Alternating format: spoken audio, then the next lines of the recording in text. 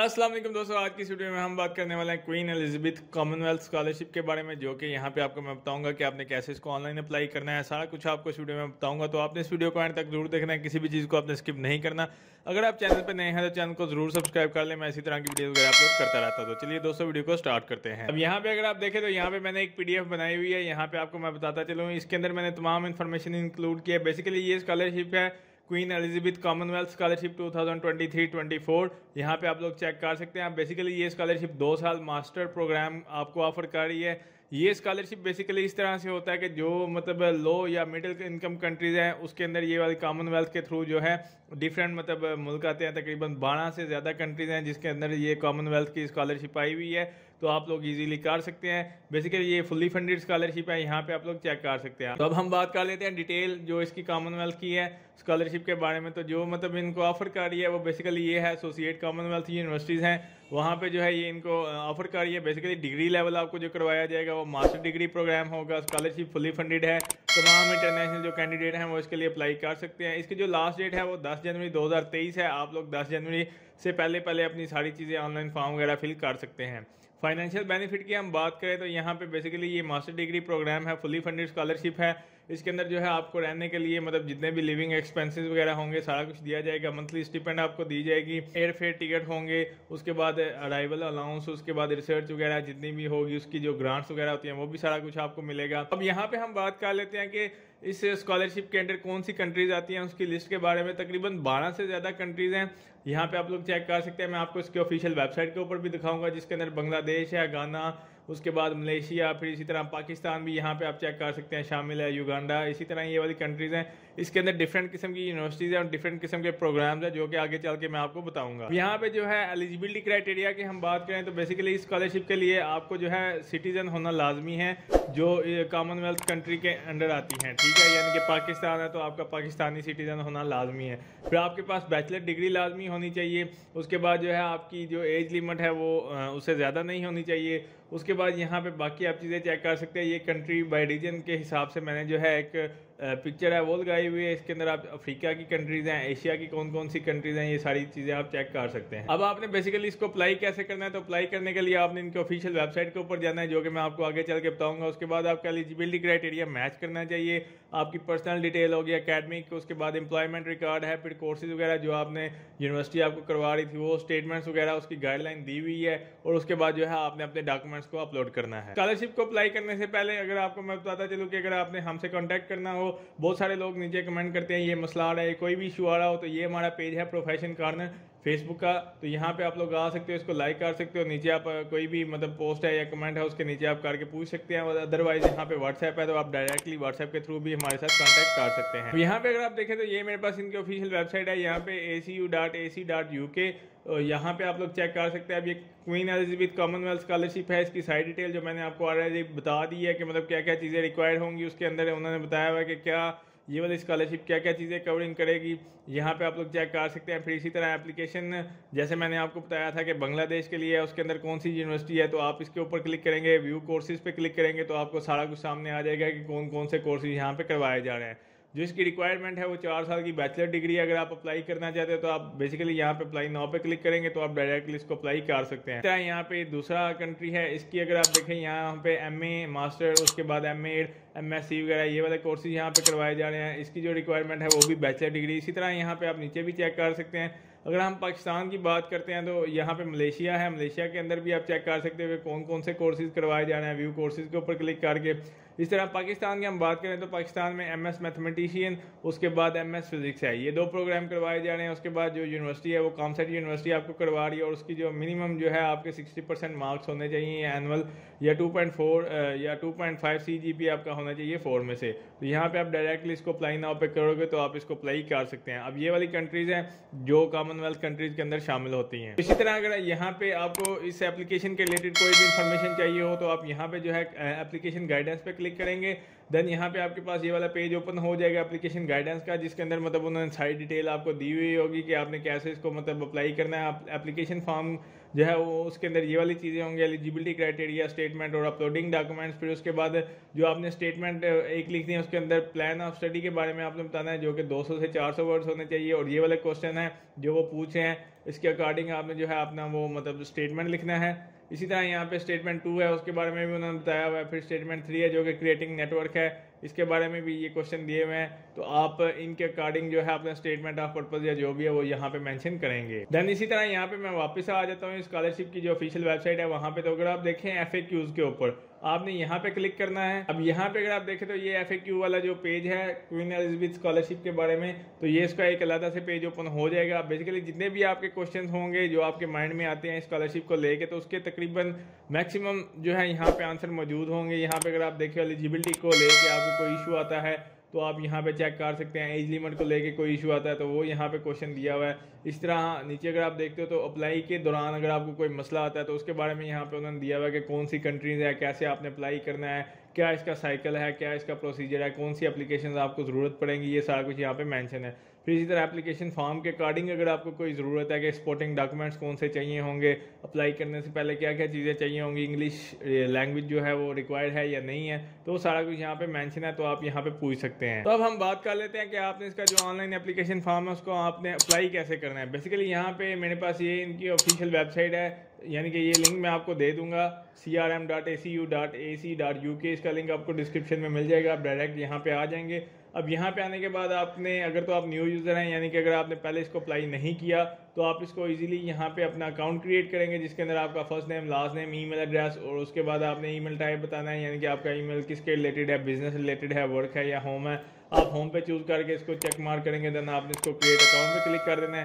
फिर आपकी एक जो मतलब ईमेल है उसके ऊपर एक मेल आएगी और उसके अंदर लिंक होगा। देन उसके बाद आप पासवर्ड सेट करेंगे और आपका जो है अकाउंट क्रिएट हो जाएगा। जैसे ही आपका अकाउंट क्रिएट हो जाएगा तो आपके सामने एक इस तरह से डैशबोर्ड आ जाएगा जिसके अंदर माय ACU अकाउंट है। यहाँ पे अगर आप देखें देन उसके बाद यहाँ पे आप चेक कर सकते हैं अनाउंसमेंट उन्होंने दी हुई है। अगर आपने इसको अप्लाई करना है तो 10 जनवरी से पहले आपने इसको अप्लाई करना है। अप्लाई हियर पे आप क्लिक करेंगे बेसिकली, तो आप जैसे ही इसके ऊपर क्लिक करोगे तो आपके सामने इनका जो एप्लीकेशन फॉर्म है वो ओपन हो जाएगा, जिसके अंदर ये साइकिल्स हैं। यहाँ पे अगर आप देखें 10 पेजेस होंगे, ठीक है, जिसके अंदर आपने मतलब डिटेल बाय डिटेल अपनी चीज़ें लिखनी है। सबसे पहले आपके पास है एलिजिबिलिटी क्वेश्चंस, ठीक है, जिसके अंदर आपकी नेशनैलिटी के बारे में पूछ रहे हैं। फिर उसके बाद वो पूछ रहे हैं कि मतलब आपके पास कौन सी कंट्री की सिटीजनशिप है। फिर उसके बाद डुअल नेशनैलिटी तो नहीं है। ये वाले क्वेश्चन के आपने आंसर देने हैं। यहाँ पे अगर आप देखें have you completed any under graduate degree, तो यहाँ पे आपने बताना है येस और नो। देन उसके बाद आपने इसको जो है नेक्स्ट के ऊपर क्लिक कर देना है। ये सेव एंड कंटिन्यू करेंगे तो वो आगे चला जाएगा। सेव एंड कंटिन्यू करेंगे तो उसका बेसिक ये मकसद होता है कि वो आपकी जो एप्लीकेशन है वो सेव होती जाती है, ताकि अगर आप बीच रास्ते में छोड़ते हो या आपका इंटरनेट ऑफ भी होता है तो वो एप्लीकेशन वहाँ तक सेव रहेगी। देन अगर आप इसको डायरेक्ट नेक्स्ट करेंगे तो फिर वो सेव नहीं होता, तो आपने सेव एंड कंटिन्यू के ऊपर क्लिक कर देना है। तो जैसे आप इसको नेक्स्ट ऊपर क्लिक करेंगे तो आपके पास ऑप्शन है पर्सनल डिटेल का, जिसके अंदर आपका मतलब टाइटल आ जाएगा। यहाँ पे आपने बताना है कि मिस्टर, मिसेज, सर या जो भी मतलब आप अपना टाइटल रखना चाहते हैं वो यहाँ से चूज़ कर सकते हैं। देन उसके बाद आपका नेम आ जाएगा जो कि आपके पासपोर्ट के ऊपर लिखा हो, ठीक है, फर्स्ट नेम और लास्ट नेम। देन उसके बाद आपकी डेट ऑफ बर्थ आ जाएगी, जेंडर क्या है। फिर उसके बाद यहाँ पर उन्होंने लिखा हुआ है ये प्लीज़ अपलोड योर पासपोर्ट और नेशनल आईडी कार्ड। अब जिसके पास पासपोर्ट नहीं है तो वो यहाँ पे अपना जो आईडी कार्ड है उसकी पिक्चर अपलोड कर सकते हैं। उसके रिलेटेड आपको अगर इन्फॉर्मेशन चाहिए हो तो यहाँ पर उन्होंने लिखा हुआ है फाइल का जो साइज़ है वो 2 MB से कम होना चाहिए और JPG या PNG या PDF फॉर्मेट जो है वो अलाउ है। तो आप उसके अकॉर्डिंग जो है यहाँ से चूज़ फाइल करेंगे। उसको फाइल को चूज़ करने के बाद देन आपने इसको सिंपली अपलोड के ऊपर क्लिक कर देना है। उसके बाद आपका फ़ोन नंबर आ जाएगा, ईमेल एड्रेस आ जाएगा, ईमेल की लोकेशन क्या है वो आपने लिखनी है। उसके बाद यहाँ पे अगर आप देखें तो परमानेंट एड्रेस है, जिसके अंदर यानी कि आपके जो मतलब जिस जगह पे आप रह रहे हो वो एड्रेस लाइन नंबर अगर 2 है, सिटी कौन सा है, प्रोविंस वगैरह, जिप कोड वगैरह सारा कुछ आप लिखने के बाद आपने इसको जो है सेव एंड कंटिन्यू के ऊपर क्लिक कर देना है। तो जैसे आप इसको नेक्स्ट के ऊपर क्लिक करेंगे तो आपके पास ऑप्शन आ जाएगा एकेडमिक रिकॉर्ड्स का, जिसके अंदर यहाँ पे अगर आप देखें तो आपने बताना है इंस्टीट्यूट, जो कि मतलब आपका पहला है मोस्ट रिसेंट उन्होंने लिखा हुआ है, यानी कि जो आपका रिसेंटली इंस्टीट्यूट है वो यहाँ पे यानी कि लेटेस्ट डिग्री आपकी आ जाएगी, अटेंडेंट फ्रॉम कब किया था, कब खत्म हुआ था। देन यहाँ पे है कंट्री ऑफ इंस्टीट्यूट आपकी कौन सी थी, नेम ऑफ इंस्टीट्यूट क्या था। उसके बाद यहाँ पे जो है आपने सब्जेक्ट किस में किया था, डिग्री टाइप क्या थी, बैचलर लाजमी है यहाँ पे उन्होंने लिखा हुआ है। फाइनल डिग्री के जो मतलब ग्रेड्स है वो कितने थे। देन उसके बाद जो है यहाँ पे इंस्टीट्यूट 2 है, मतलब फ़र्ज़ करें आप बैचलर, फिर एफएससी, फिर आपका मैट्रिक, तो आपने इस तरह से यहाँ पे डिटेल डालनी है। इंस्टीट्यूशन 3 अगर है तो वो भी यहाँ पे आप मेंशन कर सकते हैं।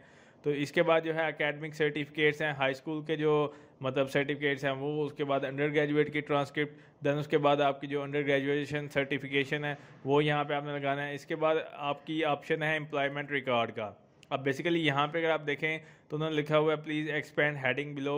तो यहाँ पे एम्प्लॉयर मतलब आपने किसी जगह पे काम किया हुआ है तो आप उसके बारे में यहाँ पे डिटेल दोगे सारी, आपके क्या क्या एक्टिविटीज़ थी, क्या क्या रोल था। वैसे यहाँ पे ज़रूरी नहीं है क्योंकि ये मैंडेटरी नहीं है। अगर आपके पास एक्सपीरियंस नहीं है तो कोई इशू नहीं है। इसके बाद आपके पास ऑप्शन है इंग्लिश प्रोफिशिएंसी लैंग्वेज, अगर आपने कोई की है तो यहाँ पे उन्होंने पूछा है is English is your first language, तो आपने यस करना है। देन उसके बाद जो है आपने सेव एंड कंटिन्यू या नेक्स्ट के ऊपर आप क्लिक कर सकते हैं। जैसे आप इसको नेक्स्ट के ऊपर क्लिक करेंगे तो देन उसके बाद आपके पास यहाँ पे अगर आप देखें कोर्सेज की डिटेल है। बेसिकली जैसे ही आप स्टार्ट करेंगे, स्टार्ट में आपने चूज़ करना है किस कंट्री में आपने पढ़ना चाहते हो या जो भी है।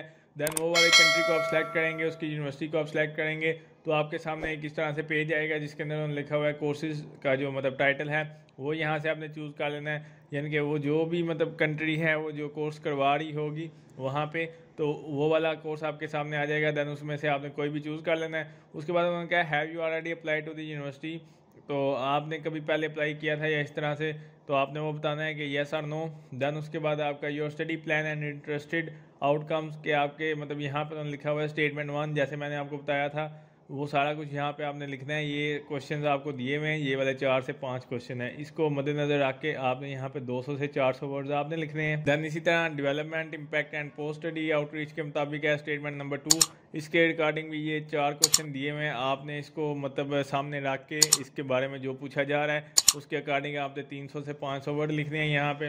देन उसके बाद उन्होंने लिखा हुआ है सस्टेनेबल डेवलपमेंट गोल्स, कि आपके मतलब ऐसे गोल्स वगैरह हैं कि मतलब आप क्या लो कि which of the UN sustainable development goals does not subject you are studying most align to. कुछ में उनमें से आपने मतलब करना है कि ज़ीरो हंगर, ज़ीरो पॉवर्टी है, फिर जेंडर इक्वालिटी है, मतलब कुछ आपके सस्टेनेबल गोल्स होते हैं जो आपने अचीव करने होते हैं। ठीक है, उसको मद्देनज़र रखते हुए आपने यहाँ में से कुछ जो है गोल्स चूज़ कर लेने के आपके कौन कौन से गोल्स हैं। जैसे कि यहाँ पे जेंडर इक्वालिटी है, या आप अगर अपनी कंट्री में देखते हैं कि आपकी कंट्री में पॉवर्टी ज़्यादा है वो आप उसको ख़त्म कर सकते हैं। ज़ीरो हंगर है, आप इसको मतलब उसमें मदद कर सकते हैं मतलब एजुकेशन के अकॉर्डिंग। फिर रिड्यूस इनइक्वालिटीज़ है, फिर क्लाइमेट एक्शन के रिलेटेड अगर आपका कोई मसला है तो वो आप इसको सॉल्व कर सकते हैं। तो आपने उस तरह से गोल्स अपने सेलेक्ट करने हैं जो आपके रिलेटेड हो। देन उसके बाद उन्होंने लिखा है how does your work relate to sustainable development goal, तो मतलब आपने बताना है कि जो आपका काम है वो आपके मतलब अगर आप कैसे उसको जो है मतलब ठीक कर सकते हैं उसके बारे में आपने बताना है। इसके अंदर 150 से 200 वर्ड्स आपने मैक्सिमम लिखने होते हैं, मतलब आपके जो भी गोल्स हैं ठीक है तो उसके रिलेटेड आपने यहाँ पे मेंशन करना है कि आप का क्या गोल है, क्या आप अचीव करना चाहते हैं। ठीक है, कि जो भी आपने गोल यहाँ पे मेंशन किए हुए हैं। देन यहाँ पे अगर आप नीचे देखिए स्टेटमेंट नंबर 3 है जो कि क्रिएटिंग नेटवर्क्स है। अब इसके रिलेटेड यहाँ पे उन्होंने क्वेश्चन दिए हुए हैं नेटवर्क के रिलेटेड जितने भी हैं वो यहाँ पे आपने ये पढ़ने हैं। स्टडी एक्सपीरियंस, इंटरनेशनल एक्सपीरियंस के रिलेटेड आपने ये कैसे मतलब सॉल्व आउट करना है सारा कुछ, आपकी स्टडी हॉबीज़ एकेडमिक, तो वो सारा कुछ सामने रखते हुए आपने यहाँ पे 200 से 400 वर्ड लिखने हैं। इसी तरह यहाँ पे लिखने के बाद आपने जो है इसको नेक्स्ट के ऊपर क्लिक कर दें। तो जैसे आप इसको नेक्स्ट के ऊपर क्लिक करेंगे तो आपके पास ऑप्शन है रेफरेंसेस का। यहाँ पे अगर आप देखिए रेफरेंस नंबर 1, इसके अंदर आपने जो है मतलब किसी भी उन्होंने मेंशन किया हुआ है be written on headed paper, उसके बाद डियर सर और मैम, बी एड्रेस, इस तरह से आपने लिखना है। देन ये सारा कुछ उन्होंने बताया हुआ है कि ये चीज़ें आपकी होनी चाहिए। अब यहाँ पे बेसिकली रेफरेंस होता क्या है कि आपने फर्स्ट और लास्ट नेम उसका लिखना है, देन उसके बाद ईमेल लिखना है, जॉब का टाइटल क्या है, उसके बाद please upload your reference letter. अब ये आप किसी यूनिवर्सिटी से बनवा सकते हो जिधर आप पढ़ रहे हैं, या फिर मतलब आप इस तरह से होता है जिस जगह पे आप काम कर रहे हैं वहाँ का जो है मतलब एम्प्लॉई जो आप उधर के हैं वहाँ का जो CEO या जो भी आपका मैनेजर है उससे आप बनवा सकते हैं। तो 2 रेफरेंस लेटर यहाँ पे रिक्वायर्ड हैं। तो यहाँ पे आपने उनका नेम लिखना होगा, ईमेल एड्रेस लिखना होगा, आपका जॉब का टाइटल क्या है वो यहाँ पे आप लिखोगे। देन उसके बाद जो है यहाँ पे आपने 1-2 यानी कि रेफरेंस लेटर अलग-अलग से बनवाएंगे तो वो यहाँ पे आपने अपलोड कर देने हैं।